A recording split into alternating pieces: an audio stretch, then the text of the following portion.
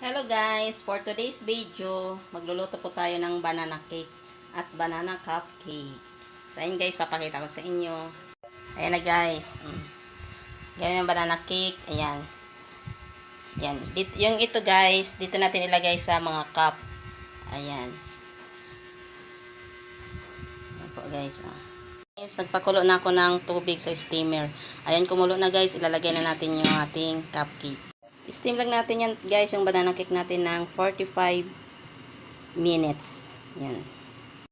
Ayan na pang ginagamit natin sa banana cake guys. Itlog, banana, all-purpose flour, baking soda, baking powder, at saka di ko ano ba to siya? Vanilla. Ayan.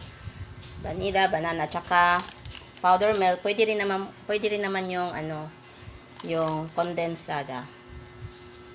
Sugar. Ayan. So ayan guys, tingnan natin.